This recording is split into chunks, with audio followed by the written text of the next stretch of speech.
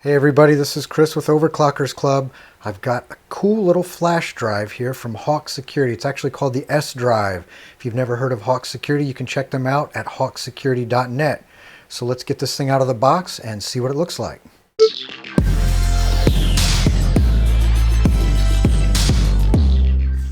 And while I call it a flash drive, it's really more than that.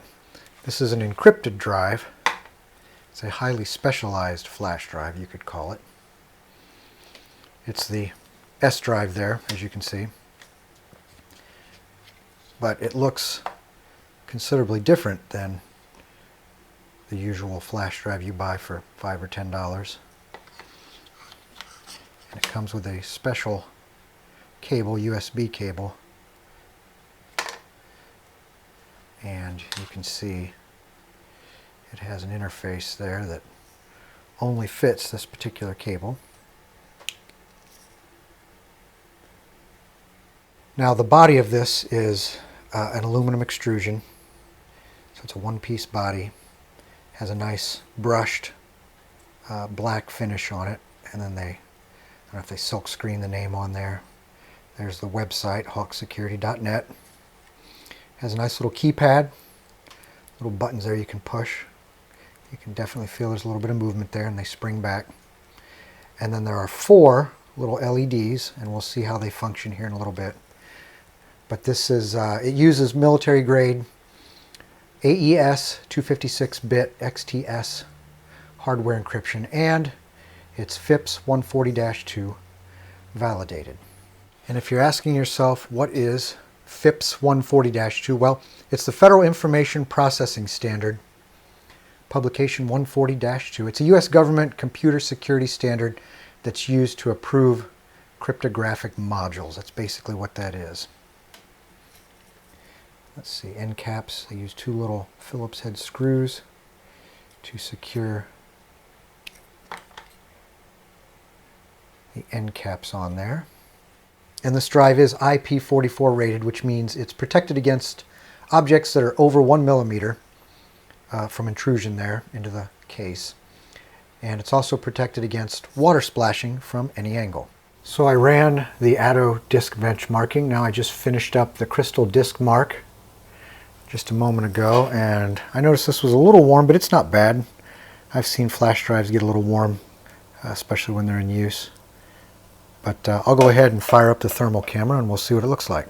Alright, time to get out the thermal camera. You can see the background there is around 22 degrees Celsius, and then looking at the unit, looks like the only real hot spot there is on the front.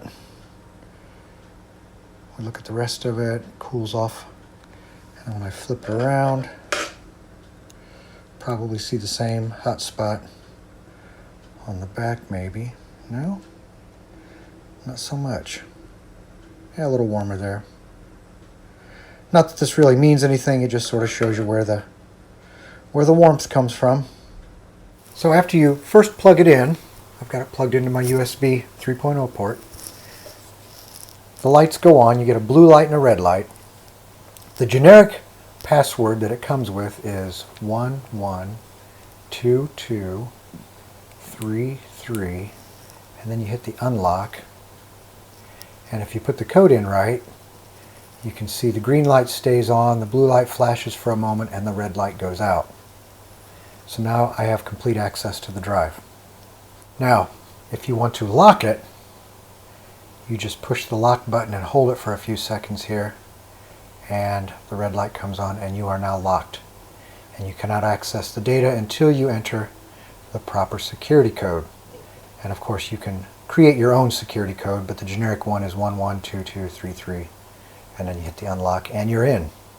So real world transfer speeds will move some large continuous files from my home server over to the Hawk drive. So this is going to be a best case.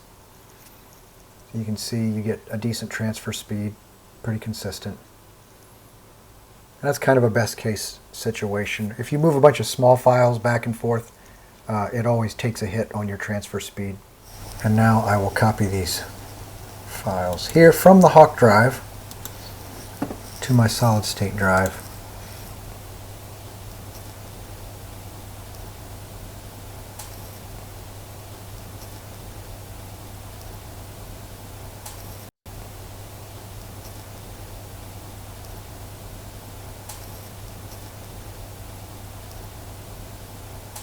So that also is pretty consistent. Now, if you're wondering what's on the inside, I took the screws out, used little Phillips, and the end caps come off. And the internals actually slide out. This aluminum housing is machined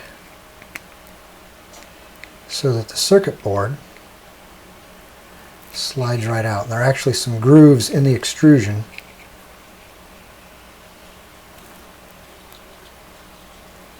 that circuit board fits right in the one groove, and then the panel for the key pad fits in that top groove there. Anyway, I don't necessarily recommend spending $179 on a nice unit like this and then tearing it apart, but this just shows you what all is on the inside. Alright, anyone interested in the physical characteristics, it weighs about 38 grams. It's about 84 millimeters in that dimension there, roughly. It's about 40 millimeters across, approximately, and it is about 10 millimeters thick, give or take. And there are 4 LEDs. I really only showed 3 of them working, but the 4 LEDs, the one I didn't show was the orange one here, which is the password changing indicator.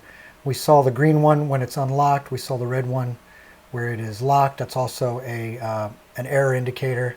And then the blue one is power and data access. So that's flashing like when there's data being transferred back and forth. And all this information here, including these are the flashing codes here that sort of tell you what's going on with the drive. But all of this is available at the hawksecurity.net website. Now, Hawk Security also offers their own Hawk OS or Hawk operating system. It's a Linux kernel-based operating system with an attractive and convenient interface. So you can check out the website here and see if this is something that would interest you. It's very reasonably priced. And the drives themselves, and I've mentioned a few times that this S drive right here is 128 gigabytes, and that one is $179. And you can go up to, I can scroll down here, it comes in 128, 1 terabyte, 256 gig, 2 terabyte, and 512. So everything between 128 terabyte up to 2 terabyte. And then if you want to add the Hawk operating system, it's, for example, for the same drive I have, you go from $179 up to $199. So you're talking roughly $20 to have the operating system included on it, which is not bad. Now the most expensive one here is 2 terabytes, so that'll cost you $459. And if you do the 2 terabyte with the Hawk OS, let's just see, so it goes up to $489. So again, the price difference is not that much. So for $179, I'm happy with it. This isn't something you're just going to go out and drop that kind of money on if you just need a flash drive. You're going to need the specific security features that this drive provides you. So transfer speeds I was also happy with, although your mileage will vary depending upon your hardware configuration. But like I said, from my testing, I didn't see anything there that looked out of the ordinary. So I would give this the Overclockers Club Gold Award. This is Chris with Overclockers Club. Thanks for watching, and don't forget to subscribe.